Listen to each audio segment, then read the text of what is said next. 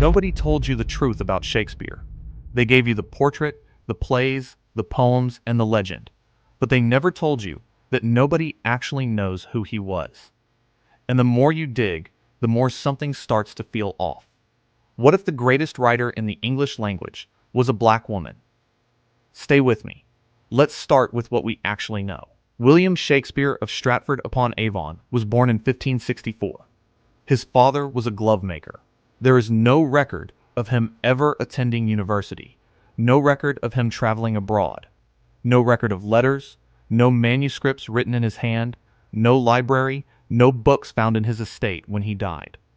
When he died in 1616, his will mentioned his second best bed, some money, some property, not a single play, not one poem, not a mention of writing at all. For the man the world calls the greatest writer who ever lived, that is strange. That is very strange. Scholars have been arguing about this for over 200 years. There is even a name for it, the authorship question. And it is not a fringe conspiracy. Mark Twain wrote a whole book questioning it. Sigmund Freud questioned it. Charlie Chaplin questioned it. These are not fools. These are people who read the plays carefully and thought, this does not add up. So if Shakespeare of Stratford did not write the plays, who did? There have been many candidates. Francis Bacon, Christopher Marlowe, Edward de Vere, the Earl of Oxford. These are the names you usually hear. White men, all of them. Because that is who history usually looks for. But there is one name that gets buried. One name that fits almost perfectly. A name that history decided to forget. Emilia Bassano. Born in London in 1569. Her family were court musicians who came from Venice. She grew up educated, cultured, surrounded by music, theater, and the world of the royal court. At a time when most women could barely read, Emilia Bassano was writing poetry. She had access to books. She knew Italian. She knew Latin. She knew Greek mythology, court politics, music theory, law, sound. Familiar? Because here is what everyone says about Shakespeare the writer. Whoever wrote these plays knew Italian deeply, knew the Italian landscape, Italian customs, Italian law. The Merchant of Venice, Othello, Romeo and Juliet, The Two Gentlemen of Verona, all set in Italy, all written with the kind of detail you only get if you have been there or lived inside that world from birth. Shakespeare of Stratford had never been to Italy. There is no evidence he ever left England. Emilia Bassano's family came from the Veneto region in Italy. They were from the city of Bassano del Grappa. Her world was Italian. Researcher John Hudson spent decades on this. His book, Shakespeare's Dark Lady, makes the case that Emilia Bassano is the most credible candidate for authorship. He is not the only one. A. L. Rose, the Oxford historian, identified Emilia Bassano as Shakespeare's famous Dark Lady from the sonnets decades ago. That was not a small claim. The Dark Lady is one of the most mysterious figures in all of English literature, a woman the sonnets obsess over. The sonnets call her dark, not metaphorically dark, dark in a way that meant something specific to Elizabethan readers. Emilia Bassano was a woman of color. Her family were likely Sephardic Jews who had converted under pressure. There is evidence they came originally from North Africa. In Elizabethan London, they were outsiders. They were musicians at the court, talented enough to be kept close but never allowed to fully belong. That is the exact emotional texture that runs through the plays. The outsider, who is brilliant but never safe. Othello, Shylock, Caliban, The Merchant of Venice is not just about money and law. It is about what it feels like to be tolerated for your talent but hated for your existence. Who writes that with that level of pain? Somebody who lived it. Now think about the names. The plays came out under the name William Shakespeare, but names in Elizabethan publishing were not straightforward. Books were published under pseudonyms constantly, and not just any pseudonyms. Women used male names to get published. That was not a choice. It was survival. A woman's writing was not taken seriously. A woman's writing could get her in trouble. A woman in Elizabethan England had almost no legal standing. She could not sign contracts. She could not own property the way a man could. She could not put her name on a play and expect it to be performed at the Globe Theatre. So you picked a name. You hid. The Bronte sisters did it. George Eliot did it. George Sand did it. Marianne Evans became George Eliot. Charlotte Bronte became Currer Bell. Amantine Dupin became George Sand. This was not rare. This was the standard move for a woman who wanted her work to actually reach people. Emilia Bassano published poetry in 1611 under her own name. That book, Salve Deus Rex Judaeorum, is considered the first book of original poetry published by a woman in England, and the arguments inside it about women being wrongly blamed for the fall of man, about women deserving equal respect, those arguments sound exactly like arguments in the plays.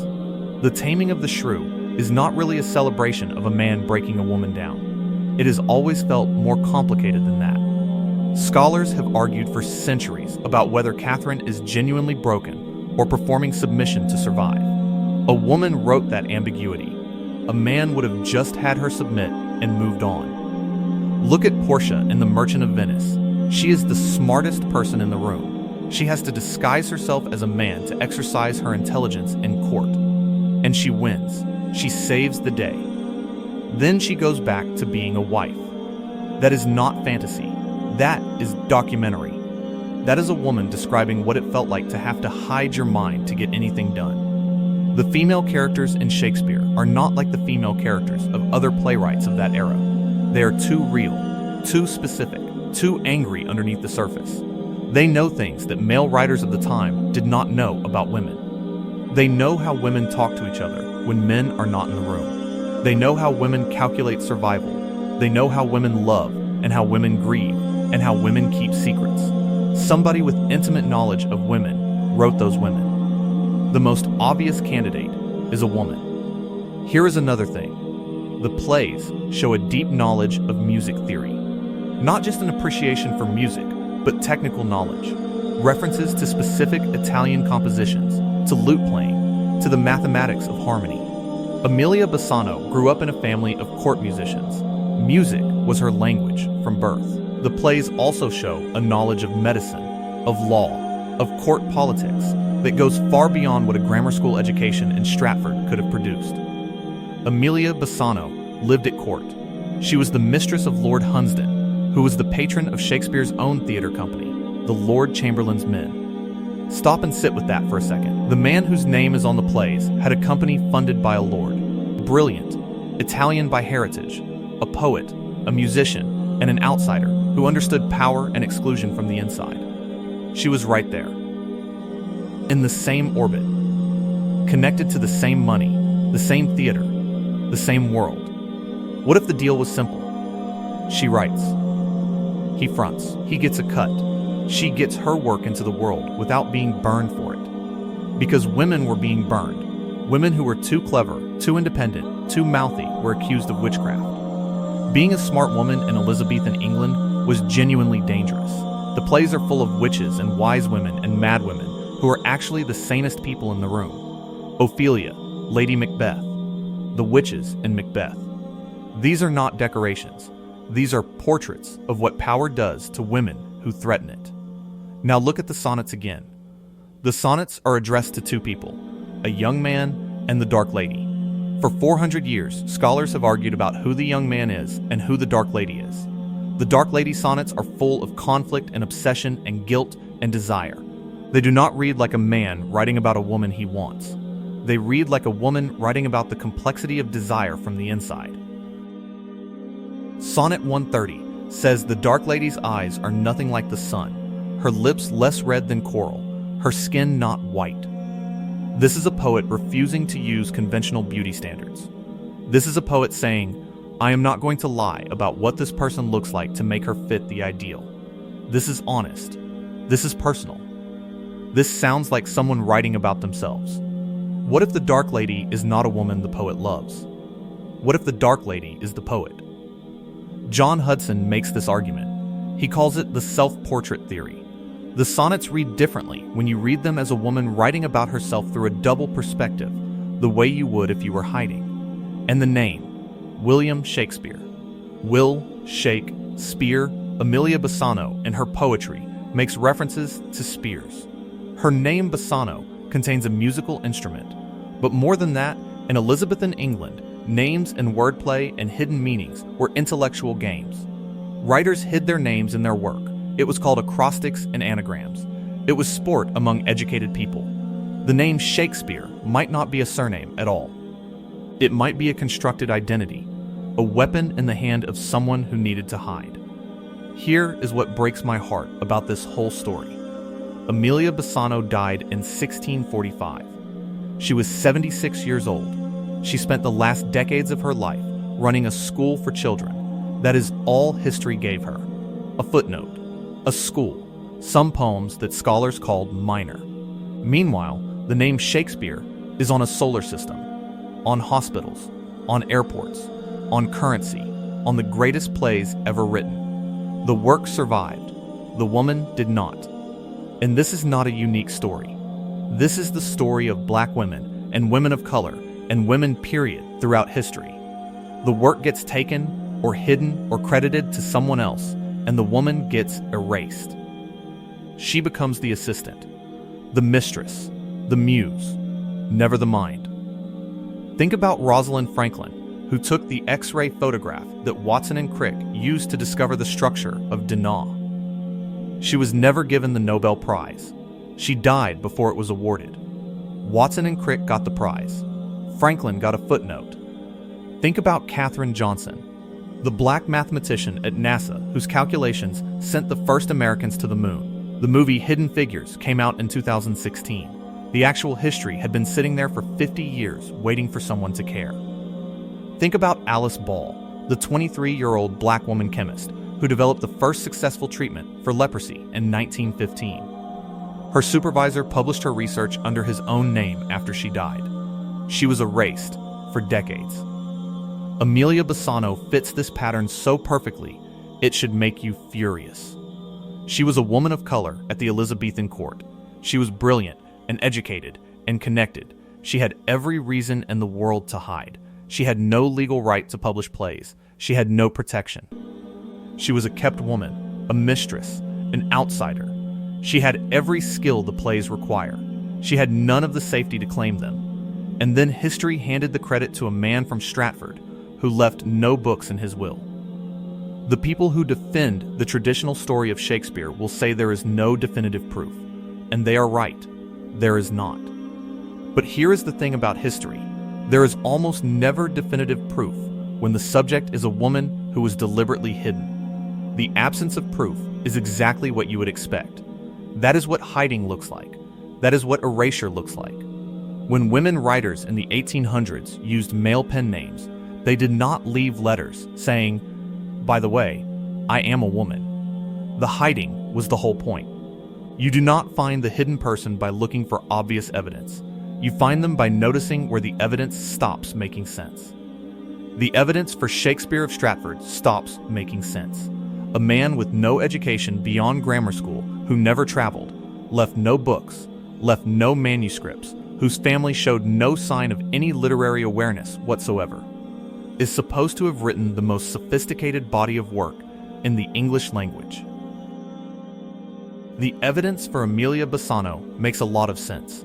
A woman with the education, the language skills, the court experience, the musical knowledge, the Italian heritage, the emotional experience of being an outsider who is used and overlooked, who published poetry that argues the same arguments the plays argue, who is directly connected to the theater company that performed the plays. She fits. He does not. Now there is another layer to this that almost nobody talks about. Emilia Bassano was not just educated. She was educated in ways that were rare for anyone in that period, male or female. Lord Hunsdon, her patron and lover, was one of the most powerful men in England. He had access to one of the most impressive private libraries in the country. She would have had access to that library. The plays draw on an enormous range of sources. Plutarch's Lives, Ovid's Metamorphoses, Boccaccio's Decameron, Holinshed's Chronicles, Italian novellas, French histories. You need a serious library to write the plays. You need time to read. You need the kind of life where serious intellectual work is possible. A woman kept by one of the most powerful men in England, living in his household with access to his library, had exactly that life. A glovemaker's son from Stratford did not. When Emilia Bassano eventually left Lord Hunsdon and married a court musician named Alfonso Lanier, her life became harder. She had less protection, less access. And after around 1609, the flow of new Shakespeare plays slows dramatically.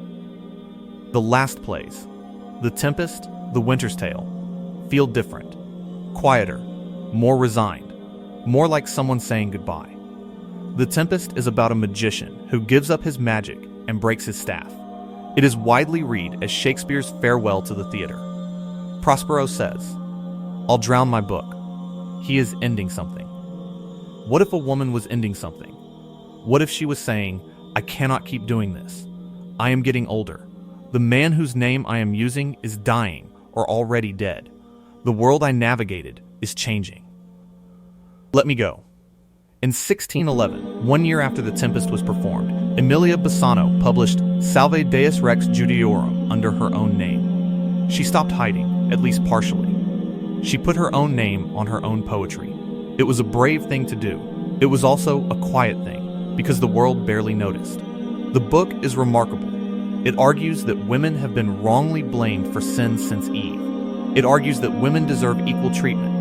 It dedicates itself to multiple powerful women at once, something unusual and deliberate. It reads like someone who spent years making powerful arguments through someone else's name and finally decided to say something directly. The timing is not coincidence. The Shakespeare plays were ending. Emilia was speaking. Here is the hardest part of this whole story to sit with. Even if you believe everything, even if you are convinced that Emilia Bassano wrote the plays, there is almost nothing you can do about it. The name Shakespeare is too big. The industry around it is too enormous.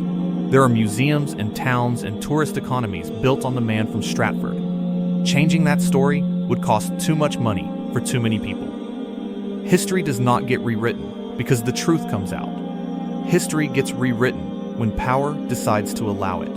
And the power around Shakespeare has never had any reason to look too hard at who was actually behind the curtain. But here's what you can do. You can know. You can know that the greatest writer in the English language might have been a black woman. You can know that she was erased by the same system that erases black women every day. The system that takes the work and forgets the worker. That takes the genius and credits the name. That takes the music and forgets the musician. You can know that when you read Othello, you might be reading a black woman writing about what it felt like to be used by a world that needed her talent but did not want to acknowledge her humanity. You can know that when you read the sonnets about the Dark Lady. You might be reading a woman describing herself in the only way the world would let her, coded and hidden and secret, but there, absolutely there, if you are willing to look. The plays have always felt alive in a way that is hard to explain. Teachers say it, and scholars say it, and actors say it. There is something in Shakespeare that feels like a living human being reaching through time to touch you. It feels personal. It feels like grief and anger and love from someone who actually experienced those things. Maybe it feels that way because it is that way. Maybe it feels personal because the person behind it was someone whose survival depended on hiding inside the work. Someone who put everything real into the only place she was allowed to put it. The page. And the page survived, even when she did not. But I know that the question is real. I know that the evidence points somewhere uncomfortable. I know that the most qualified candidate history has ever produced for the authorship of these plays is a woman of color who was hidden by her time and then forgotten by ours. And I know that the next time someone tells you Shakespeare was a genius like no other, a man who somehow rose from nothing to write the most extraordinary literature in the English language, you have every right to ask, what if it was not a man? What if it was never a man? What if the whole time, hiding in plain sight, behind a name that was a weapon and a disguise and a survival strategy, there was a black woman who knew exactly what she was doing and exactly why she could never say so? That is not a theory. That is a history lesson about how the world works, about who gets credit and who gets erased, about what power does to talent it cannot control. The plays survive. The name survives. And now, finally, so does she.